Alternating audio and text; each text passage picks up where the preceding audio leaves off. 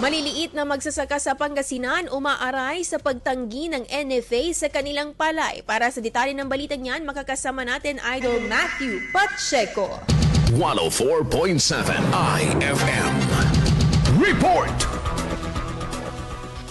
Ilang maliliit na magsasaka sa Pangasinan ang umaapila sa National Food Authority matapos umano silang tanggihan sa pagbebenta ng kanilang inaning palay sa kabila ng direktiba ng pamahalaan na suportahan ng mga lokal na magsasaka. Ayon sa isang magsasakang tumangging magpakilala, tuyo na ang kanilang palay ngunit hindi pa rin tinanggap ng ahensya. Giit nila, kung tinatanggap ang wet palay, mas dapat ding tanggapin ang dry palay lalo na't malino sa mga pahayag ng pamahalaan ang layuning tulungan ang lahat ng magsasaka. Inirereklamo rin ng mga bubukid ang umano'y mahigpit na pamantayan ng NFA sa pagtanggap ng palay. Naan nila'y hindi sinasaalang-alang ang hirap na dinaranas sa mga maliliit na magsasaka, lalo na matapos ang sunod-sunod na bagyo at pagbaba ng presyo ng palay sa merkado. Sa kasalukuyan, nasa pagitan ng 10 hanggang 11 pesos kada kilo ang presyo ng wet palay at 13 hanggang 14 pesos kada kilo naman ng dry palay. Halaga na sinasabing hindi pa rin sapat upang mabawi ang puhunan. Tuloy namang hinihintay ng mga magsasaka ang opisyal na pahayag ng NFA hinggil sa isyong ito. Kasama mo mula rito sa IFM Dagupan,